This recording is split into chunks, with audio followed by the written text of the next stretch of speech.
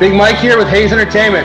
Today's episode, we got Brent Sopel, 2010 Stanley Cup champ. Former Canuck. You know what we're doing. If you like what we're doing, hit the subscribe button right there. Here we go, fellas. Yeah, hey guys, I'm Brent Sopel. What a great podcast. You're only touch. You guys are great. You guys don't know what they're talking about ever. Hey, we only touch greatness. Let's go, Brent Sopel.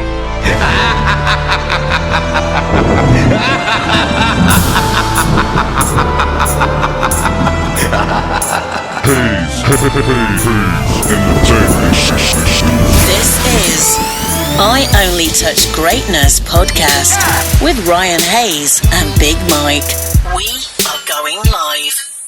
Brent, how you doing? Okay. Hey, Brent. See what we got here. There we go. We got you now. What's up?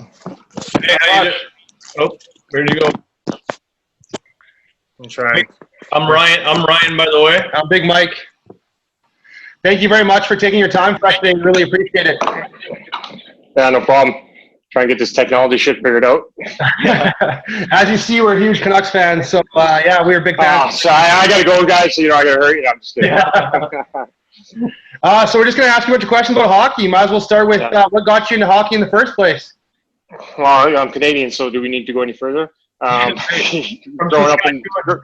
in Saskatchewan, there's not much else going on. Just about every school had an outdoor rink. I'm not sure. I guess I'm probably some really bad, but there's outdoor rinks everywhere. So I lived on that outdoor rink, no matter what where I was. Pond hockey up the lake, or at the farm, in the dugouts, or at school. There's an outdoor rink. There's ice. I was on it. Are you living in Chicago now? That's where I am. Right? Yeah. Okay. How's Chicago holding up with the COVID? It's we just opened up whatever stage 4 I think we are, where we got some restaurants and malls are open and stuff. So compared to where we were, and obviously you had a lot of the riots and stuff going on here. So not going to complain compared to where we were. Oh yeah, I've been to Chicago a few times. I enjoy it. They do call it the Windy City for a reason. Yeah, it's it's a great city in the summertime, but obviously with this COVID and everything going on, it's just it's a crazy time right now. Yeah, my uncle used to live there, working for Sarah Lee, but I remember they used to tell us, don't stop on this block, don't stop. Are you running lights if you have to? Yeah, there's some tough areas here, but I can't just say it's Chicago is the third biggest city in the United States. We've got 5 million people, so. Talking to Canadians, it's a whole different animal compared to what we deal with in Canada. Absolutely. So what was it like getting drafted in 1995? Well, I got drafted and graduated high school in the same week. So, as a Canadian kid, there's certain stepping stones that you go along, and getting drafted was one of them. And I was excited to get drafted, but I was a kid that always had to prove them wrong type of thing. I was rated earlier in the draft, but my skating was a knock, and so I was happy to get drafted 144th overall to a Canadian city also, in Vancouver, and being a Canadian kid, it was to go to Vancouver, which obviously is a beautiful city, and for them to give take a flyer on me, and I was pretty excited. What was your favorite part about the city? This isn't on my list of questions, but I'm just wondering. Oh, a lot of great nightlife. The Roxy. It's probably one of the Roxy, 100%. I've lived around the world. I played in Russia for 3 years, and there's no other city like Vancouver. You could be, walking your dog on the beach, and yes, it might have been, sprinkler rain, but you're in your car 10 minutes, you're on a ski hill. So, again, there's nothing more, more beautiful than Vancouver. But I had a lot of family there. It was close to God's country, Saskatchewan. Allowed my parents to come down and see a lot of games. Do you miss being a farm boy? Oh, I miss it so. I love the farm was everything to me. Here living in Chicago, in the big city, nobody sees stars. You got 5 million people. I miss my tractor. I miss my garden. I miss getting up early and doing that work. That's just that's who I am. You can take me out of the farm, but you can't take the farm out of me. That's for sure. You ever trying to go back there?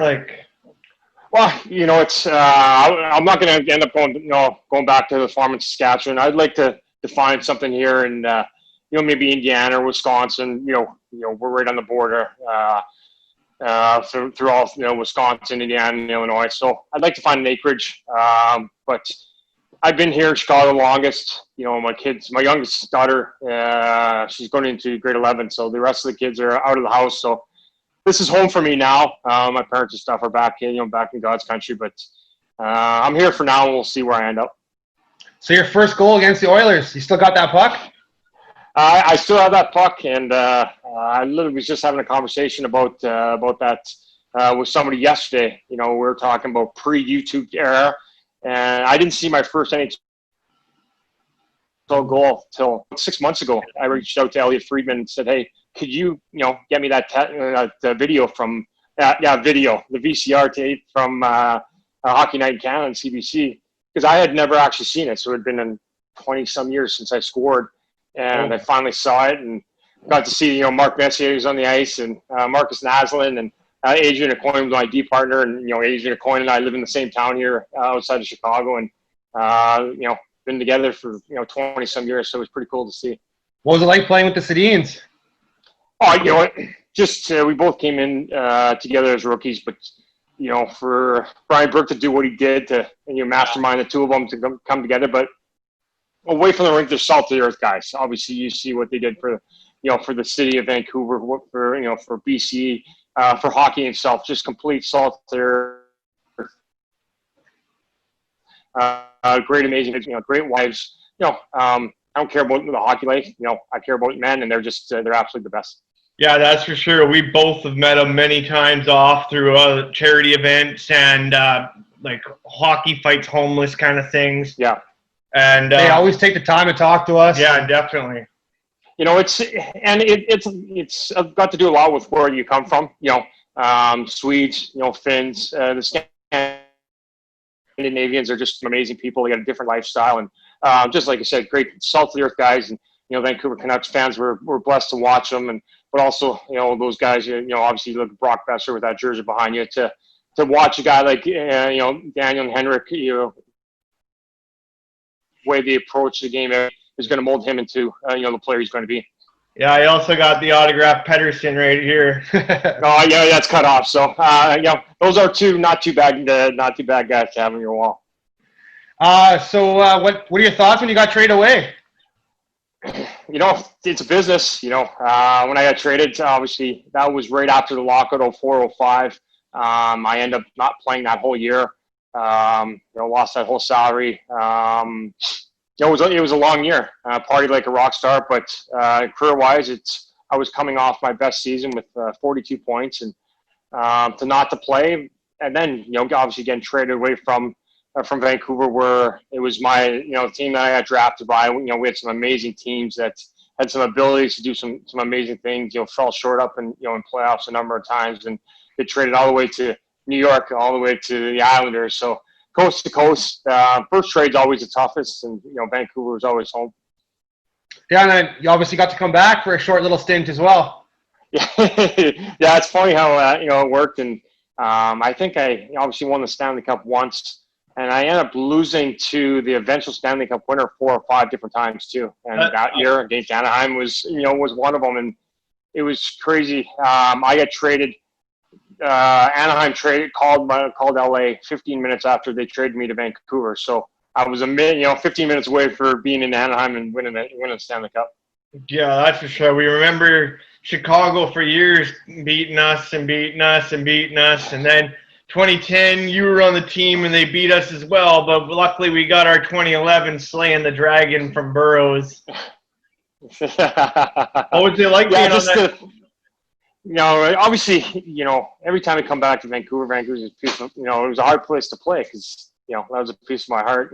Every time you come in, walking in that rink and, all the security guards. And so it was always tough to come back home and play there. But, to face them in the second round and, like I said, take them down is knowing that, you have an opportunity to do some amazing things. We had a great team in Chicago. I think we ended up going down top 10 in history of one of the best teams. So for me to go through Vancouver and win, and eventually win the cup was, obviously pretty special for me. And then you were traded that same year after the cup with Bufflin trade, right? Yeah, I think that they traded about half the team. I remember that. That's that was again when locked out of 405. That was all about the salary cap, and at that point in time, they had to give extensions to Tage, Kane, and Duncan Keith, and 10 of us got traded. And again, you win the Stanley Cup, you just want to continue playing. You don't want to go anywhere. Never mind, 10 of you getting traded. I think it was 2 weeks later. So it sucked, but that's a business. And I enjoyed my time going to Atlanta, and then I ended up going to Montreal. Again, lost to Boston in the first round. The year they beat you guys, they beat us in Game 7 in OT. Again, losing to the eventual winner.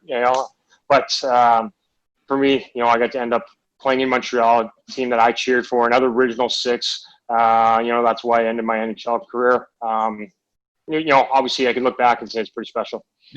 Take us back to the Stanley Cup. What was that like? Well, I won the Stanley Cup probably a million times on the outdoor rink, and to finally actually lift it and have my name visible on there for like 65 years, and there's some amazing guys that played in the NHL for a long time, and guys that are in the Hall of Fame that never got an opportunity to win it. So, I still surreal sometimes knowing that I am one of those guys that won it, and I have a Stanley Cup ring, and my name is visible in the Hockey Hall of Fame for a long time. Did you actually hurt your back picking up a cracker in the playoffs? Yep. So I have 30. I've got 3 herniated discs in my back. I've had them since I was like 10 years old. So when they, if anybody has back problems, it just, when it wants to do what it's going to do, it's going to do it. And I probably played almost 700 games in the NHL. I probably played 100 games ish with my back out of place. Wow. Holy. Ouch. So, what was it like having Mark Crawford as a coach? I know he just got in trouble, but at one point in your career, he said you would never play in the NHL. Yeah, Mark Crawford was the reason why I ended up playing in the NHL as long as I did. You've got to have a GM that likes you. You got to have a coach that likes you and puts you out there. And Mark did that. He knew how to get the best out of me, and that was crossing my wires. And he had to get under my. He did what he had to do to get me to succeed and be at my best. And I'm okay with it. There's a lot of things that went on and a lot of stuff that I wasn't happy that had come out. But Mark did what he needed to do, and I won a Stanley Cup. I played as long as I did in the league because of him. Yeah, I agree. I think like these guys that are coming out 10 years later, I don't think it's right. I didn't come out. I didn't come out. I was just telling stories. So that's what really made me upset. I talked to Mark years before. We hashed it. We took care of things, and it was just me telling stories. It wasn't me, coming out and attacking him. So, way was turned back at him and turned back at me. I was not happy, but I won a Stanley Cup. I played as long as I did in the league because of Brian Burke and Mark Crawford. Yeah, we had Rob Ray on 2 nights ago. Yeah. And we brought it up the same thing about the coaches being in trouble, and he said the same thing, that he hates how 10 years later people are coming out when you could have just dealt with the problem then and had it. Everybody learns from the mistake. And Mark's credit, and we took care of it back then. And Brian Burke, we addressed it together, and that's why I was just telling those stories and it wasn't coming out. And we didn't mean your story in general. We just meant like in everyone's. Yeah. I guess I could be in jail. I think we all could be with our actions 10, 15, 20 years ago. Of course. Times have changed, and now are you still doing that? Are you still act that way? If you are, okay, now we need to address things. But it's not right that you can go back 10 years ago and get punished for those things, because I think every single person in this world could look back and say that wasn't right, way things are today. I shouldn't have done that. Yeah, and the way Mark Crawford handled it, the way he owned up to it, and he saw that he was taking responsibilities to fix the problem, and he's since been let back to the team, which I'm a big Crawford fan, so I just didn't want to hear that bullshit. But yeah. No, and like I said, we dealt with it, and he's evolved. The game of hockey's evolved. You take a look at the generations. The generations are completely different now. The kids coming into the NHL than when I did.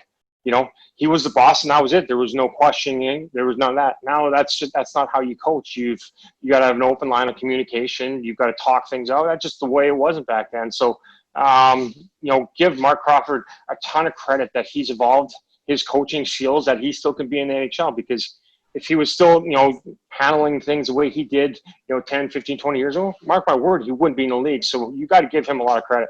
Yeah, he also accepted change. Change is the toughest thing in the world, but it's usually the best thing. And, pat on the back for him for changing and evolving to be a better man and in turn, being a better coach. Yeah, for sure. Let's get going in another way here. Yeah, you had a couple good scraps in your career. You were one of those guys that was always ready to stick up for a teammate or whatever. Do any of them come to mind more than others? I got my ass kicked all the time, It's Matt Johnson. I drove. Matthias Olsson was obviously my D partner, and Matthias Olsson would have went down in history as one of the best defensemen ever if he didn't have that eye injury. And I jumped in one night. Matt Johnson, guy in Minnesota, Matt Johnson was 6'5", 250, just beat the snot on me. But I was there for my teammates, and that's all that mattered. That's how you play the game. You got to stick up for each other, and you win some, you lose some. Some extra concussions, a couple broken noses, some stitches, no big deal. Yeah, I remember you laid out Tavares in Long Island once. Yeah, it's as the game evolved, again, we talk about it.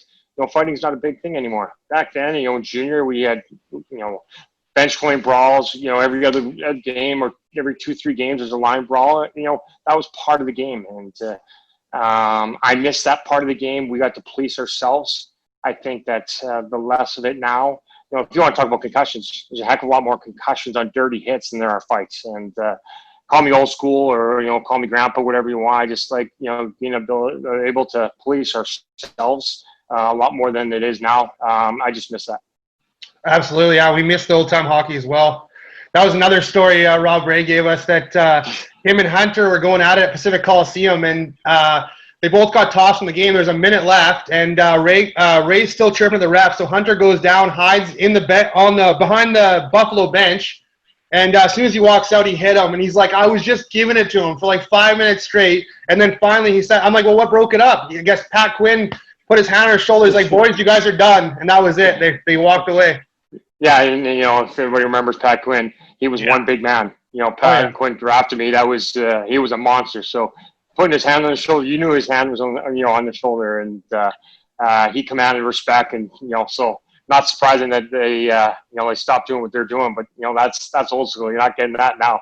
They're buying each other carrots and practicing some yoga poses together. Yeah. How was your time in Long Island? My time in Long Island was short, sweet. Was nothing that I enjoyed. Had some great players, but old Pacific, Coliseum there.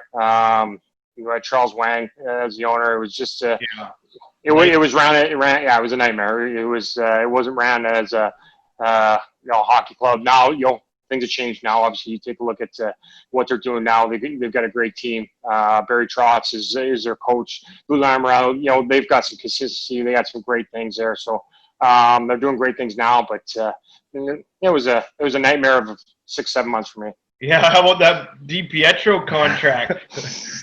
I'm pissed off. Why didn't I get that DiPietro contract? Yeah, they're still paying him. They're paying him till 2028 or some shit, right? Yeah, 1.5 mil.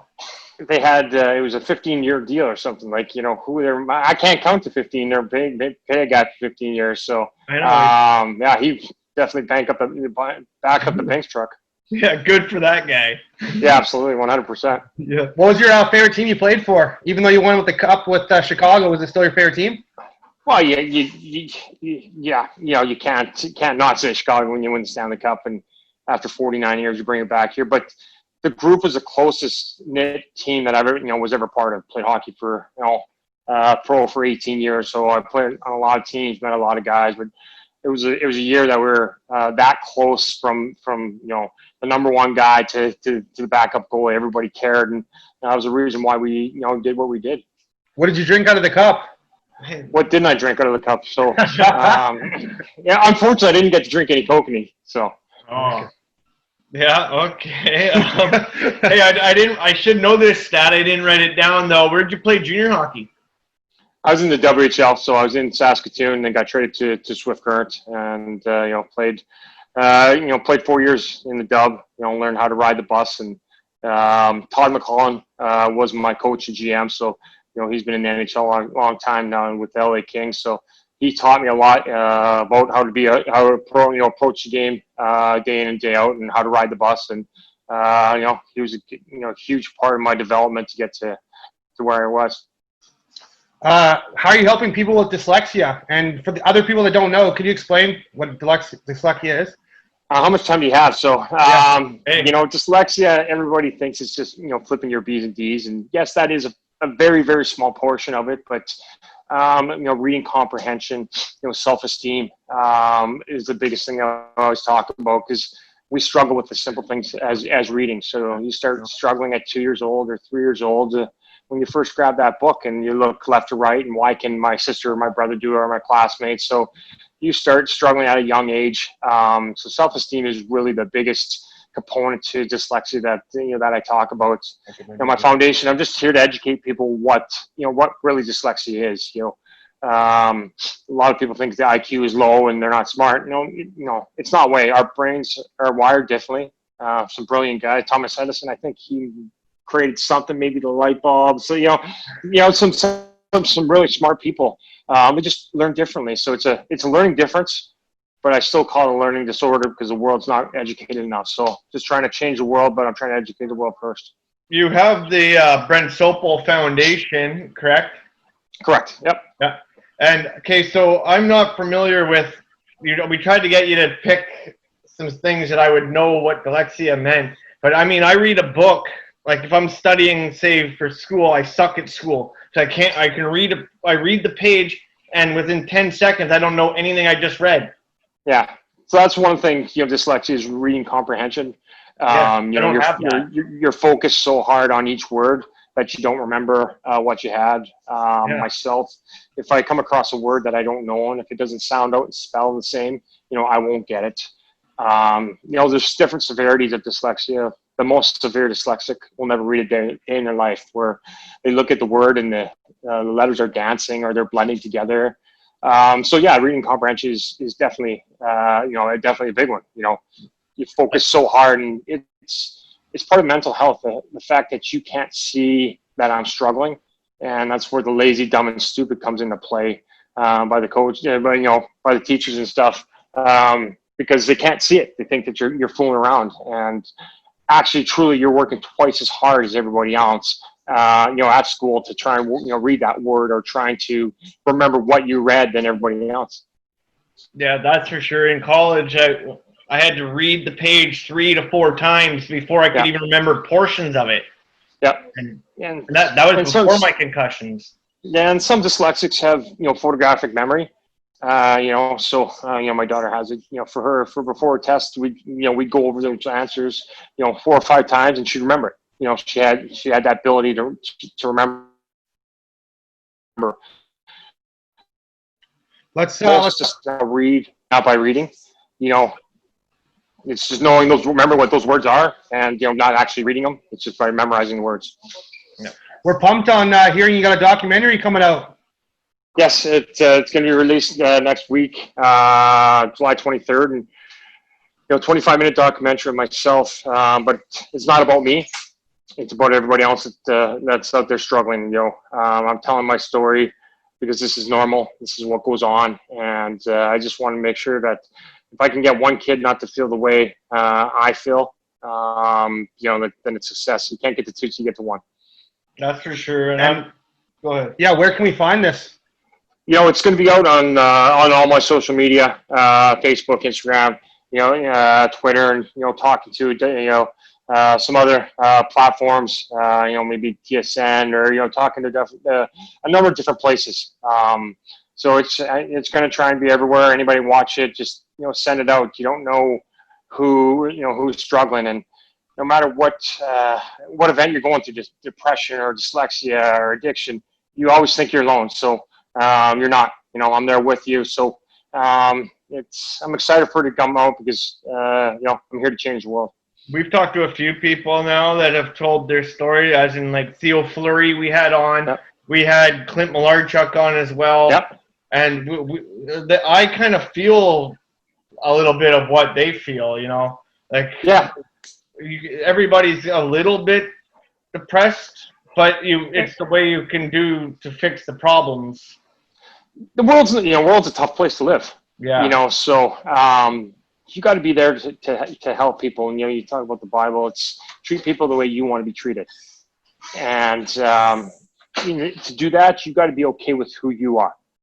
You got to love yourself completely, and you look in the mirror and you got to say, I love you. And to do that, it's work. It's tough. It's self-evaluation. It's reflecting. It's going back, cleaning out the closets. Because if I don't love myself completely, I can't, love my significant other the way they need to be loved. That's exactly the same words Theo said. You got to love yourself first before someone else can love you. Yeah, and it's hard. Yeah. It is absolutely hard. Gone through a lot. Theo's gone through a lot. So you got to go back and be okay. God has put me on this path for a reason, and you got to be okay with that. And like I said, nothing good comes easy. It's hard work, but it's always worth it if you do the work. And you don't drink, right, anymore? No, I'm sober. I have 1,414 days or something. Oh, congratulations on that. That's awesome. Congrats on that. I had to get sober to really figure out and be okay with who I am. Yeah, exactly. And so basically rehab saved your life, like Theo and Clint. 100%. I wouldn't have seen 40. I was close to death on drugs and alcohol, and so 100% saved my life, and grateful for the people who put me in there. It's great that you guys can talk about it too. We everyone appreciates that. Because there's definitely, like, the things you guys said, you, Theo, and Clint say, I kind of relate to things like this. I go to Canuck games and I have a bunch of beers and I wake up the next morning like, this was great. It was a great night, but I feel like shit and I don't know what I've done, and I feel sorry for the people sitting around me at the game. I always say that, nobody's made a good decision drinking. No. Yeah. True story. And, I had to get sober, and it's amazing how different my thought process is when I don't have that, alcohol, in my body. And it took a long time to get out there and be able to go to, a game or go to a wedding and not worry about drinking and be okay with who I am and, have fun, and be the fun guy and the silly guy that's sober and never have to worry about the drinking and driving. And just because I was things I do, I wouldn't remember, a complete ass. Look at my phone, who knows where I was, what I did. So I know I never made a good decision drinking. Yeah, not only is the most hammered guy at the games usually, he also dressed up as Don Cherry, so he's like double hated. And it costs way too much too now. Buying a beer at the game was $20. Yeah, basically. I'm spending $100 a game easily on beer. Add that up. If you're sober, add that up. It's a lot of money in your pocket quickly if you take a look at it and add it in a different light. Yeah, to add 42 games a year. It's a lot of benefits saving that money in your pocket. 100% can pay a few bills. Exactly. So what are your thoughts on the new playoffs? The new playoff format? It's weird. Obviously, with COVID, the whole world, and it wasn't just in North America, it was the whole world. I wish they weren't playing. I wish they would have just kind of wiped the season and left the Stanley Cup blank that year. Again, nobody saw this coming. We got to go back to 1918 Spanish flu or something like it was like this. It was a world epidemic. I just wish it just proves to everybody that we're just a piece of meat, that it's a business. And if you see some guys that are opting out of the playoffs because their family, I think it was Stephen Camphor. I think, his wife and son have heart failure. So, I just don't like how the guys are put in that position on all three major sports, because NFL hasn't started. I wish they would have just let it go and started in October, November, depending on what was going on. Just start fresh, and it is what it is. It was a world epidemic. What are you going to do? Yeah, that's for sure. I know people are hassling Sven Barchi because he opted out, and I mean, they barely used him this year. They threw him in the minors, and now they're trying to use him. It's like, why would he risk his life? He also has asthma, though, doesn't he? And that's what it is. You take a look at the people that are passing away, or do they have type 1 diabetes? Do they have asthma? Camphor, I think his wife's got heart condition. Like, it's a sport. That's it. Why risk your life? And that's why I said I just wish that they weren't put in this position to do this. That he's going to take the rap for it for a long time, and it's not fair. Yeah, Max Domi's another one. Like he has diabetes, I believe, and he's got diabetes. Yeah, that's not fair to him. Again, and this just proves that it's a business, and we are who we are, and we're a piece of meat, and they need their money, and that's it. Yeah, do you think from now on, though, you think they go 24 teams, or? No, I think that this is just, just the circumstance that we fell under, and a lot of that's got to do with, with TV rights and certain teams. You talk about TV viewing and certain teams, the Blackhawks and the Rangers and Pittsburgh. Those are big market TV, and that's what they needed. Now, there are some of the teams in because of that, maybe not, but I just. I don't think they're going to go to 24. I think that they're going to stick at the 16. I think they may go back to the 1 through 8 instead of having two top teams knock each other out early. But I think they're not going to tweak. I think they just tweak the 1 through 8 seed. Yeah, because I brought this up at work today. I was talking with the guys at work, and one guy said that he thinks it stays with 24 teams now. It's just like they had 16 teams making it when there was only 20 teams in the league. So now you got to make it a little bit bigger, have maybe a best of 5 play-in round. The problem is that you can't play, into the end of June, July, in a normal NHL season. You have no idea how badly our bodies are beat up, and what we. I think when we won in 2010, we played like 110 games. We started in Switzerland for 2 exhibition games, and in Finland for our first 2. So we started overseas, and the miles on our bodies, and to go back and win Stanley Cup, and let's just say beginning of July, turn around, come back in September. It's not humanly possible on our bodies, and you're just going to take the longevity of true, NHL superstars, and dwindle them down very quickly. Yeah, I want them to actually go to 24, but that's because I want the Canucks to start making the playoffs somehow. Well, there's a reason why it's the hardest trophy in 4 major sports to win. Definitely.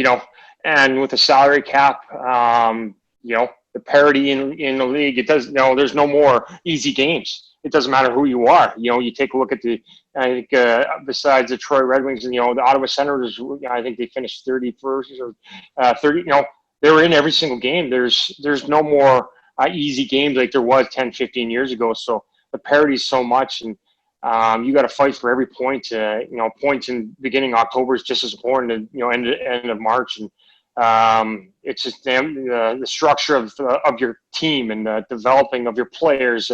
There's just so much more that goes into it than there used to be. Yeah, what a joke the draft lottery was. Yeah, well, that's again. I'll agree it's a joke, but what do you do? Yeah. How do you fix it? We got an epidemic that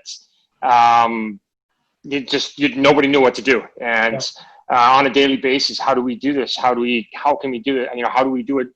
How do you do it right? How do you do it wrong? There's no nothing. So I agree with you, but what do you do? Yeah, because really, New Jersey's moved up before and took first overall, and they were after the 8 seed. So really, that could happen. possible that it happens. It's got nothing to do with what teams make the playoffs, really. No, and what was it last year? Who jumped up? Oh, it was Chicago Blackhawks. Yeah. I think they went from 8th to 2nd. Yeah. Again, so it's basically what it is. You win the lottery, and so yes, it did suck out. It sucked way it played out. With fans not having hockey, everybody focus on it, and it landing that way. But basically, it is winning the lottery. Yeah, Chicago got a good pick last year at number 3. That Kirby Dach kid's a stud. I still disagree with the pick, but oh, really? I'm okay with that. Yeah, you're right. No, I agree with you completely. He is a stud, but I personally would have went Bowen Byram. That's just because Yeah, and again, you take a look at any NHL team right now that is struggling. What don't they have? A good D-man. Yeah. You can't find number 1, 2 D-men anywhere, and Brian Bowen is one of the first guys in years that they guaranteed him to be a top 2 guy. So even if you end up with, let's just say, you draft him and Blackhawks end up 3, number 2 D-men. Well, guess what? You're going to be able to trade one of them for Kirby Dach plus 5 other guys. Yeah. That's just my thought process, because you can find a scorer, you can find everything, but you can't find a number 1 and number 2 D-man. Toronto Maple Leafs still looking. Yeah, exactly. They've been looking for years. Yeah, they're going to get Canada. But you don't trade for them. Nobody trades. You don't trade those guys away. You got to draft them. So so that's why I disagree. I agree with you. Kirby Dach played in Saskatoon, played with Blades. He is definitely going to be a stud. But my thought process would have been building from the back end out. And if you end up with 3 number 2 D-men, that's definitely a good problem to have. Yeah, well, you can tell Byram's already down in Colorado camp right now. So, I mean, we're straight from going from junior to NHL for the playoffs. I mean, you could tell the kid's ready to play now. And we're huge fans of him because he plays right here for the Giants as well. So we probably see him play 20 games a year. Now they take a look at Colorado's defense now too. Now they have Cale McCarr too. Yeah. Incredible. So, they're now you got that team. You got Landeskog. You've got McKinnon. You got those guys in the back. Like that's a hell of a team now that again, the Chicago Blackhawks being in their conference handed them a gift, and that's how I look at it. Yeah, that's for sure. Colorado is going to be a mess to be working with. You don't want to be a force to be reckoned with, right? No, I mean they're all young. McCarr's last year it was his first year in the league. Bowen's getting his first year. McKinnon's still only 26, I think he is, somewhere like that. So they're young. They're going to be around for a long time. Who do you think wins Rookie of the Year, Quinn Hughes or Cale McCarr? Again, I just don't know how you can hand out awards. Just the same thing. I would have left all the awards. I would have left the Stanley Cup blank. You don't finish the year. It's not fair for either one of them to win it. There's still games that can. Cale McCarr came out of the gates swinging. Unbelievable. Come out, got injured. Hughes, putting up points at the back end. So I just don't think it's fair for any award to be handed out. Kind of like that lockout year, there was no awards given out, and then you saw the following year where it was, I believe, Crosby and Ovechkin went head to head for the Rookie of the Year. And again, it's an epidemic. It's something that nobody ever saw, and it's not just here in North America. It was the world. The world was suffering by it. People are dying everywhere. So if we just push the awards off, and I know why they did it, to try and generate some excitement around the game of hockey again. But again, I think you could have done it a little bit differently. But who am I? Yeah, I see you got rid of that mullet finally, eh?